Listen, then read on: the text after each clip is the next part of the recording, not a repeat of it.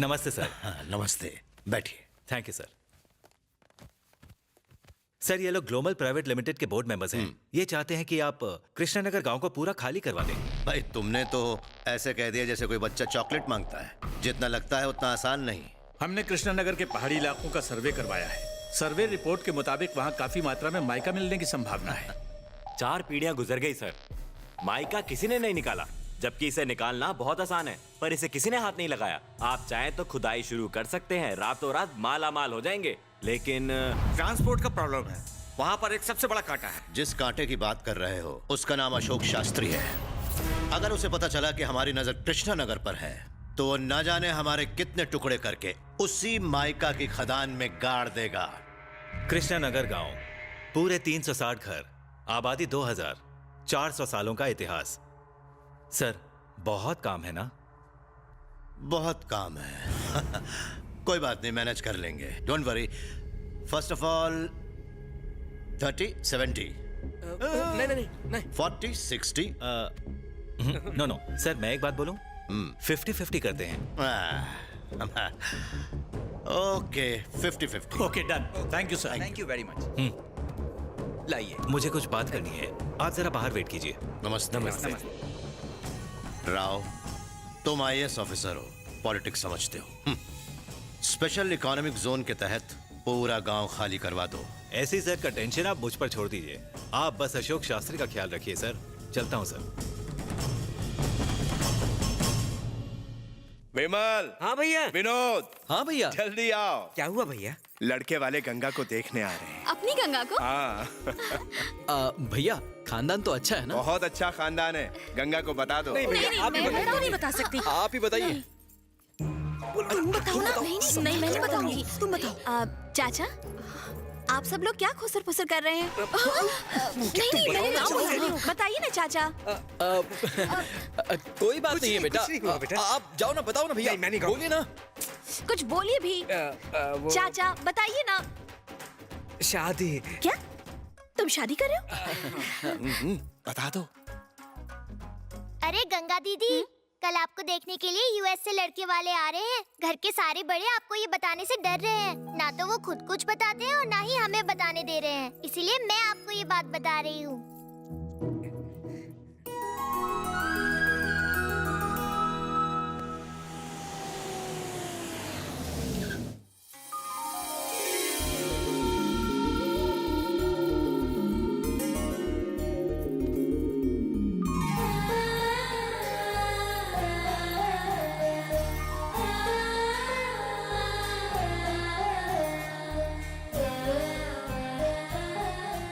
मैं इनसे अकेले में कुछ बात करना चाहता हूँ।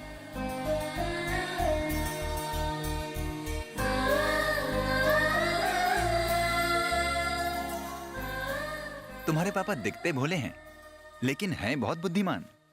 मुझे तुम पसंद आई। गंगा, तुम्हारा क्वालिफिकेशन क्या है? ग्रेजुएट। ओह, सिर्फ ग्रेजुएशन? ये सब पुरानी चीजें हैं।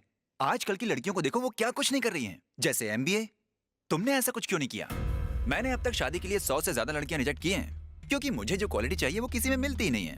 जो दिखने में अच्छी थी उनके पास पैसे नहीं थे, और जिनके पास पैसा था उनके पास कुंवारापन नहीं था। मुझे लगता है तुम्हारे पास ये दोनों खूबियां हैं। अच्छा ये बताओ, मैं तुम्हें पसंद हूं ना? मैं भी तो जरा ये देखूं कि मैं जिस लड़के से शादी कर रही हूँ वो कुमारा और पैसे वाला है या भिखारी है। What? डैड, ये क्या बात हुई डैड? हमारी कोई इज्जत है या नहीं? इसका कहना है कि हम पैसे वाले हैं या भिखारी। मुझे तो शादी ही नहीं करनी इस मनहूस से, बदतमीज। जबान संभाल के बात करो, तुम्हें बात करने की तमीज नहीं। What are you saying, uncle? अंग्रेजी झाड़ना बंद करो। ये अमेरिका नहीं भारत है, यहाँ सब हिंदी में बात करते हैं। एक लफ्ज और बोला तो धक्के मार के निकाल दूंगा। हमें ये शादी नहीं करनी, चलो यहाँ से। You're right, dad. रुक जाओ। तुम आए, मुझे देखा और अब जा रहे हो। दुनिया वालों से क्या कहोगे? कि लड़की बदतमीज थी। मेरे बेटे पे हाथ उठाया। लड़की चाहे लड़के को पसंद करे या ना करे, फिर भी वो सच ढच कर घंटों शीशे के सामने बैठकर इस बात का इंतजार करती है कि लड़का आएगा, उसे पसंद करेगा, उससे शादी करेगा। लड़की को देखने से एक दिन पहले तुम लोग सोच लेते हो कि उसे क्या क्या ताने कसने हैं, फिर भी वो सब कुछ सह लेती है। लड़की चाहे कितनी ही गुणी क्यों ना हो, वो तुम्हारे नर्क जैसे घर को स्वर्ग क्यों ना बना दे, पर तुम्हें उसकी कद्र नहीं होगी। तुम लोगों को तो सिर्फ दहेज चाहिए, चाहे उसके लिए लड़की के माँ बाप कर्जे में डूब क्यों ना जाए। तुम जैसे दहेज के भिखारियों को जीने का कोई हक नहीं। फोटो मांगोगे, फिर फोटो में ही कमियां निकालोगे, फिर उसे घूर लेने के बाद ना कहोगे, लेकिन दहेज की लंबी लिस्ट नहीं भूलोगे। तुम जैसे लोग तो नर्क में सड़ने चाहिए।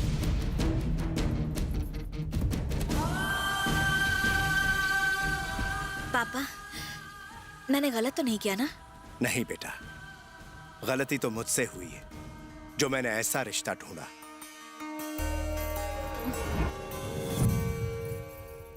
पहले भी चंडी अन्याय सहन नहीं कर सकती थी, और आज भी अन्याय की खबर मिलते ही चंडी मदद के लिए पहुंच जाती है। आज के बाद अगर किसी लड़की को बुरी नजर से देखा भी ना, तो उसका अंजाम पैसेट होगा।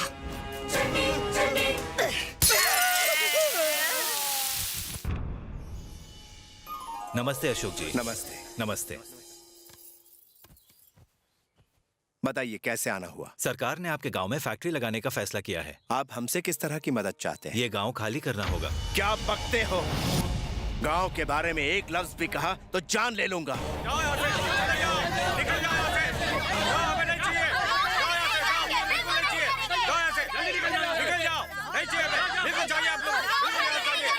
हमने सरकार से कभी कोई मदद नहीं मांगी।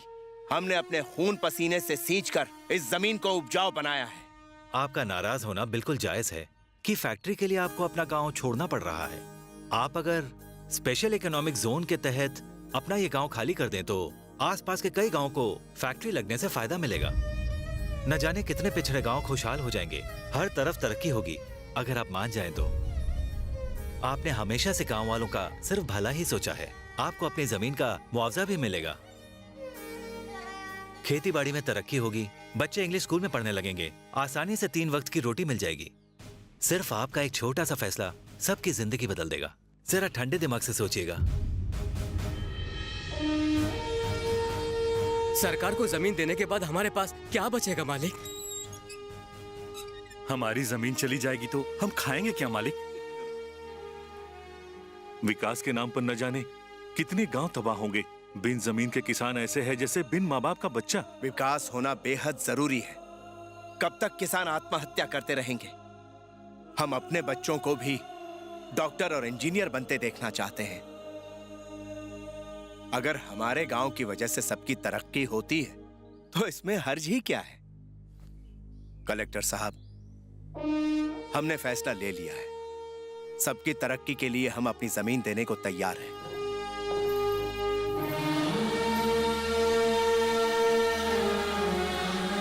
पापा, आज तक आपने जब भी कोई फैसला लिया, मैंने आपके चेहरे पर खुशी ही देखी है। आज के फैसले के बाद आप दुखी क्यों हैं पापा? गांव छोड़ना मेरे लिए कुछ इस तरह है जैसे आत्मा शरीर से अलग हो रही हो। ये खेत, खलिहान, भाईचारा सब खत्म हो जाएगा। यही सब सोचकर मैं दुखी हूं बेटा। गांव वाले बहुत भोले हैं। मैं नहीं चाहता मेरे फैसले से उन्हें कोई नुकसान पहुंचे। यही बात मुझे खाए जा रही है। लेकिन सड़कें, स्कूल, फैक्ट्री, रोजगार तरक्की के लिए जरूरी है। परिवर्तन ही इस संसार का नियम है। देश के लिए, उज्जवल भविष्य के लिए हमें इस गांव को छोड़ना ही पड़ेगा बेटा।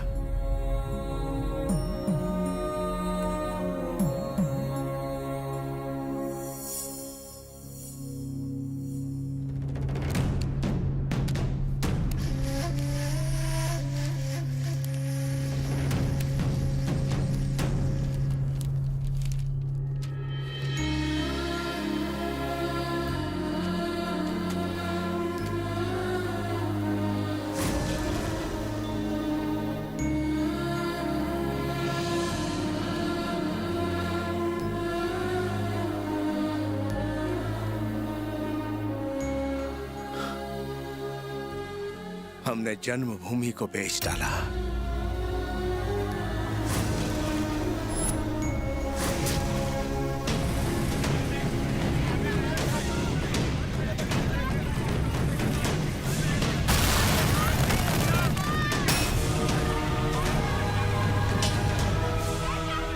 ये रहा तुम्हारा हिस्सा। खुदाई का काम शुरू कर दो। विकास के नाम पर सबको उल्लू बनाया और उनसे पूरा गांव हमने खाली करवा दिया। मैंने गांव वालों को धोखा दिया है। अशोक शास्त्री को इसका पता चला तो? सरकार हमारे हाथों में है कलेक्टर। मुआवजा लेने और पेपर साइन करने के बाद ये गांव वाले हमारा कुछ नहीं कर सकते। हाँ बोलिए। मालिक, मालिक, गजब हो गया मालिक। क्या हुआ? उन लोगों ने हमें धोखा दिया है। मिनिस्टर ने, कलेक्टर ने हमारी जमीन प्राइवेट कंपनी वालों को बेच दी है। हमारे साथ बहुत बड़ी नाइंसाफी हुई है। हमें जमीन वापस लेनी चाहिए।